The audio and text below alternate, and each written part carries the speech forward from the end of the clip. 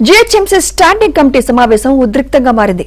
6 నెలలుగా కౌన్సిల్ సమావేశాన్ని నిర్వహించకపోవడంతో పనులు ముందుకు సాగట్లేదంటూ బీజేపీ కార్పొరేటర్లు మండిపడ్డారు.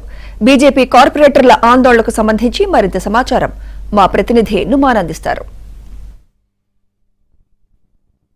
జీహెచ్ఎంసీ ప్రధాన కార్యాలయంలో జీహెచ్ఎంసీ స్టాండింగ్ కమిటీ మీటింగ్ ను ఏదైతే బీజేపీ కార్పొరేటర్లు అడ్డుకునే ప్రయత్నం చేశారు. ముఖ్యంగా జీహెచ్ఎంసీ కౌన్సిల్ సమావేశాన్ని తక్షణమే నిర్వహించాలి. దాంతోపాటు డివిజన్లలో అభివృద్ధి పనులు ఎక్కడికక్కడ నిలిచిపోయాయి, వాటిని ముందుకు సాగించేందుకు నిధులు కూడా త్వరితగతిన కేటాయించాలనే డిమాండ్లతో ఏదైతే ఆ స్టాండింగ్ కమిటీ మీటింగ్ ని అడ్డుకునేటటువంటి ప్రయత్నం చేశారు. ఈ నేపథ్యంలో మేయర్ లోపలికి వెళ్లకుండా కూడా ఇటు ఆ బీజేపీ కార్పొరేటర్లు అడ్డుకున్నటువంటి పరిస్థితి ఉందని చెప్పవచ్చు. ప్రస్తుతం మనతో పాటు మాట్లాడడానికి డిప్యూటీ ఫ్లోర్ లీడర్ కూడా ఉన్నారు, వారితో మాట్లాడదాం. నరసింహారెడ్డి గారు, చెప్పండి, ప్రధానంగా ఈ రోజు ఈ ఆందోళన చేయడానికి ప్రధాన ఉద్దేశం ఏంటి?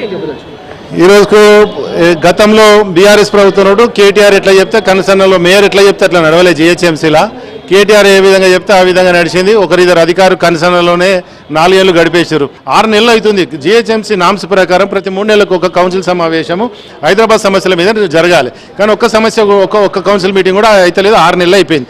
ఈ 6 నెలల నుంచి ఎందుకు అయితే లేదని అడగడానికి నిలదీయడానికి వచ్చినాం. అదేవిధంగా జీహెచ్ఎంసీ కార్పొరేటర్ల ద్వారా ఒక కౌన్సిల్ ఈ స్టాండింగ్ కమిటీ అనేది ఉంటుంది. ఈ స్టాండింగ్ కమిటీలో వాళ్ళే ఎన్నుకుంటారు అనమాట. ఇక్కడ బీఆర్ఎస్లు 40 మంది ఉండే, ఎంఐఎంలో 40 మంది ఉండి వాళ్ళే చేతులు ఎత్తేసుకొని ఎక్కువ సంఖ్య వాళ్ళకే ఉన్నది. ఇద్దరు కలిస్తే ఎక్కువ సంఖ్య వాళ్ళకే అయిపోతుంది అని చెప్పేసి స్టాండింగ్ కమిటీ 15 మంది ఎన్నుకోవడం జరిగింది. ప్రజలు ట్యాక్సులు కడుతున్నారు, పర్మిషన్ల ద్వారా ఇల్లు తీసుకొని ఇల్లు కట్టుకుంటున్నారు. ఆ ఇల్లు కట్టుకున్నందుకు ఒక డ్రైనేజ్, ఇంటి ముంగట స్ట్రీట్ లైటు, ఇంటి ముంగట ఒక రోడ్డు, ఇలాంటి మౌలిక సదుపాయాలు కల్పించమని చెప్తే ఒక సంవత్సరం నుంచి స్ట్రీట్ లైట్లు వస్తలేవు, స్ట్రీట్ లైట్ టెండర్లు వేస్తలేరు. ఒక సంవత్సరం నుంచి కాంట్రాక్టర్లు పనులే చేస్తలేరు. ఏమంటే మాకు బిల్లులు ఇస్తలేరు అని. గతంలో చేసిన బీఆర్ఎస్ అప్పులన్నీ కూడా వీళ్ళేడ తీర్చాలని వీళ్ళు చేతులు ఎత్తుకొని కూర్చున్నారు. ఇలా ఎర్లీ బర్డ్ అని చెప్పేసి 1500 కోట్లు మరి ప్రజల దగ్గర నుంచి ముక్కుపిండి ఏ విధంగా ట్యాక్సులు వసూలు చేస్తారని చెప్పి మేము నిలదీస్తా ఉన్నాం బీజేపీ తరఫు నుంచి. జీహెచ్ఎంసీ కౌన్సిల్ ఎన్నిసార్లు నిర్వహించారంటే 2 సార్లు. అందులో మేయర్ గారు ఒకప్పుడు బీఆర్ఎస్ పార్టీలో ఉన్నప్పుడు, తర్వాత కాంగ్రెస్ పార్టీలకు మారినా అని చెప్పుకోనికనే తప్ప ఈరోజు కౌన్సిల్ సమావేశాలు ఏర్పాటు చేసి ప్రజల సమస్యల గురించి మాట్లాడింది లేదు. మనం చూస్తే ఈరోజు నగరం అంధాకారంగా మారింది. ఎంత సిగ్గుచేటంటే లైట్స్ ఆఫ్ సిటీ అని చెప్పుకున్నాం హైదరాబాద్లో ఒక టైంలో.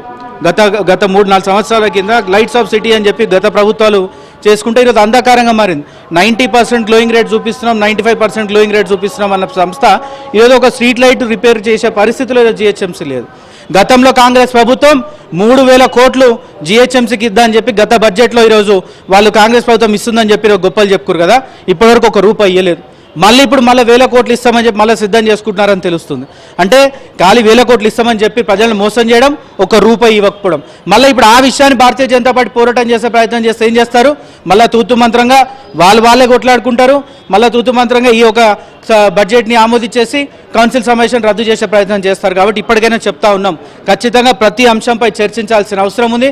దానికంటే ముందు కౌన్సిల్ సమావేశం ఏర్పాటు చేసేదానికంటే ముందు, బడ్జెట్ ఆమోదించే కంటే ముందు అఖిలపక్ష ఈరోజు అన్ని పార్టీల మీటింగ్ ఏర్పాటు చేయండి, భేటీ ఏర్పాటు చేయండి.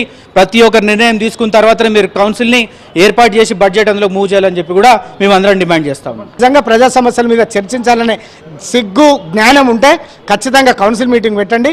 ఒక శాంతియుత వాతావరణంలో 3 పార్టీలు 4 పార్టీలను మీద చర్చించుకొని అందరికీ అవకాశం ఇచ్చి సమస్యల మీద చర్చించుకునే అవకాశం ఇవ్వండి. ప్రజలు మనని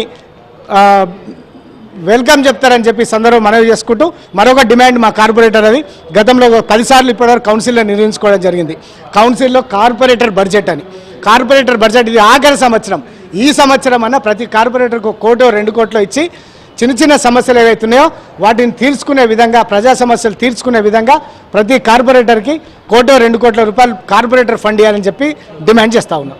దాదాపు 6 నెలల నుంచి ఏదైతే కౌన్సిల్ మీటింగ్ నిర్వహించకపోతే సిటీలో ఎక్కడ సమస్యలు అక్కడే పెండింగ్లో ఉన్నాయి. దాంతోపాటు ఏదైతే ట్యాక్స్లను విపరీతంగా పెంచుకుంటూ పోవడంతో ఇటు హైదరాబాద్ నగర ప్రజల ముక్కుపిండి ఏదైతే ట్యాక్స్లను వసూలు చేస్తున్నారో తప్ప సిటీలో ఎలాంటి డెవలప్మెంట్ జరగట్లేదంటూ కూడా ఉన్నటువంటి ఏదైతే బీజేపీ కార్పొరేటర్లు ఆగ్రహం వ్యక్తం చేస్తున్నారు. ఈ నేపథ్యంలో తక్షణమే కౌన్సిల్ సమావేశాన్ని నిర్వహించాలి. ఇటు సిటీలో ఉన్నటువంటి సమస్యల మీద చర్చ జరిగి తీరాలంటూ కూడా ఇప్పటికే ఇటు మేయర్, కమిషనర్ కూడా నిలదీసినటువంటి పరిస్థితి మనకు కనిపిస్తుందని చెప్పొచ్చు. వీడియో జర్నలిస్ట్ చరణ్తో నుమాన్ ఆంధ్రజ్యోతి, జీహెచ్ఎంసీ ప్రధాన కార్యాలయం నుంచి.